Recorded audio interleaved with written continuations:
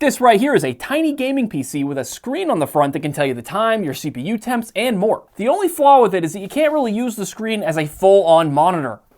Until now. And this box is a PC that will finally let you put whatever unholy things you'd like on it. All right, opening the box up, here is the PC. Ooh, this thing is a bit larger than I expected, honestly. All right, here we go. We gotta take a look at this crazy thing. Oh my goodness. There it is. It's got a screen on it. I've never seen a PC like this, ladies and gentlemen. That's amazing. Anyway, yes, as you can see, it still has HDMI. But like, I feel like if you're buying this, you definitely wanna use this as the monitor on the PC. It's just so goofy. Other than that, this is a fairly standard PC, although it's got like a very nice metal construction. That kind of hurt. We'll definitely open this up later and take a look at what's going on the inside, but for now, let's go ahead and plug it in and see if it works. I'm also assuming this is the power button.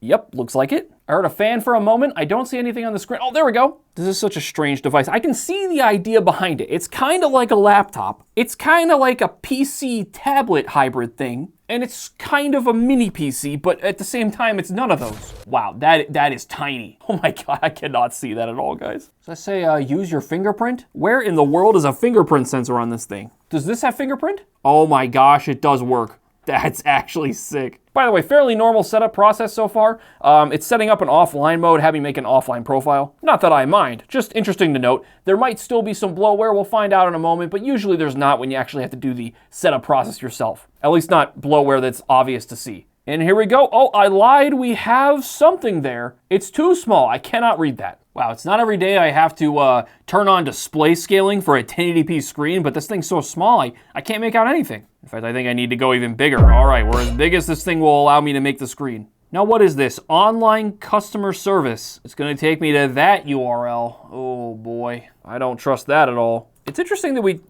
don't have any internet at the moment, but it does seem to have some bloatware. Let's go to the settings and check out what other apps are installed. We got some AMD chipset stuff. Not really a problem since that's the kind of thing that you'd usually want to get anyway, but I don't think that typically comes pre-installed before you connect to the internet. Oh, I don't even see our like customer service thing. Right, I don't really want to open that up, but I'm not connected to the internet right now, so let's just see what happens. It looks like it's going to try to connect to like a Microsoft Edge tab thing. sgchatbot.com. Do I go to that website?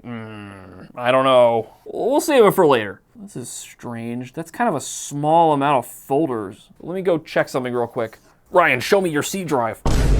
Yeah, look at that. Look at all the things happening in this C drive. We only have the 4 things. So yeah, guys, I'm not sure if that's something that actually I should be concerned about, but it's just strange to only see 4 folders like that. This is an admin user, right? Yeah, it is. Oh, once again, I noted this in a previous video, but I've started seeing this default user 0 thing. I don't know what it's here for or what it's doing, but it's like been here on every PC I set up. Oh yeah, I forgot, this is also supposed to be a touchscreen, so yeah, that does work. Either way, I'm gonna go ahead and get this thing connected to the internet and install some updates and install some other things so we can fully test out the rest of the PC experience with our screen here. Okay guys, I am back. I have updated the machine, downloaded a bunch of games, and I even went ahead and installed Cinebench, as you can see here, and ran a test. I did the CPU multiple threads, 3355 points. That sounds like a lot. Because of the scaling I have to do, I actually can't scroll down to see the other scores we're comparing against though. There we go, I had to lower the scaling a little bit, but you can see we're at number 8. At least on this specific list here. Hey, it did better than the Apple M2, that's kind of impressive. At least I think it is. Now looking at the specs of this machine, let's start with the CPU. Where is my mouse? There it is. This has a Ryzen 7 255 with Radeon 780M graphics. Those sure are numbers. Honestly though, I think the CPU is pretty solid. And look at this, it's got 24 gigs of RAM. That's a weird number, but sure. And actually, I think that's kind of like a perfect number for this style of machine. That's more RAM than this will probably ever need. Got a terabyte of storage, very good, very good. And then yeah, we got that 780M graphics. Now this is just like an integrated part of the CPU. It's not like a dedicated graphics card or anything like that, but I think it should still be pretty decent for games. I do want to run a quick internet speed test. I have this thing connected to Ethernet right now. On a good PC, we should be pretty much maxing out our gigabit internet, and sure enough, we are. Wow. Took a little bit to get going on the upload speed, but yeah, that's pretty solid. Now that was Ethernet. I'm gonna go ahead and unplug this. I already have the PC connected to Wi-Fi, so this should still work. Now this is a 5 gigahertz channel, so we should expect somewhere between 5 and 600 megabit per second. Look at that, it's doing exactly that. I'm just surprised because you would think these like cheap Chinese PCs would be with like weird features like a screen built in would be, you know, cheaping out on some of the smaller things like Wi-Fi chips. But no, this is perfectly fine. Now, do I open this customer service link? This PC is going so well, I don't know if I want to ruin it. All right, let's do it. Okay, it takes us to the AU Star. I don't really know how you're supposed to pronounce that. Customer service page. Wait, what? Sorry, our live chat support is currently offline. Our hours are 9 a.m. to 6 p.m. Beijing time. What time is it in Beijing right now? Oh, nice. There's exactly a 12-hour distance from where I am at the moment, so I'll have to reach out to them in about 5 hours and I'll get a response. I mean, all this is assuming that this website is legit. It's just so weird to have a shortcut to your chat, like as a desktop shortcut. Like, where did that come from? Where did you make Windows do that? I don't like that. Anyway, let's play some Steam games and see how it goes. What is this? I didn't make this appear. This just showed up. Oh, and it's gone. Now this is where the screen is actually... Don't ask questions. Now this is actually where the screen is like kind of an amazing feature. Like, I don't know, I just love the idea that you could just be playing a game, you have a screen right in front of you. You don't gotta worry about plugging in a dumb monitor. Now being that this is a game from 2004, I would really hope it performs well, and yeah, it's perfectly fine. Get off my lawn. Now moving on to I don't know if it's a more intense game, but this is the kind of game maybe I'd see myself playing more. This is like an indie title. I just played through this the other day. It's called Grun, by the way. It's fantastic. It's just a very normal gardening game. Don't worry about it. Don't look up reviews. Don't look up anything. Just buy it right now. But it's running perfectly fine. Does the touchscreen work? Not at the moment. Now for something a little more intense, I loaded up Resident Evil 9, and it's not performing too great right out the box. Let me go ahead and try lowering the settings quite a bit. There we go, I got the settings a little more dialed in, and yeah, it's running perfectly fine. And running a game like this, it's like impressive it can handle it at all, in my opinion. This is not the intended use case of this machine. I wouldn't think so anyway. I feel like the main use case for a machine like this, if you're gonna use it as your primary PC, is that you have the screen as like a permanent secondary monitor, which is honestly really cool. Like if you're the kind of person, you got your work on like your main monitor and then you wanna watch, you know, one of our Smokin Silicon videos, it's nice and easy on this screen, isn't it? So look at this.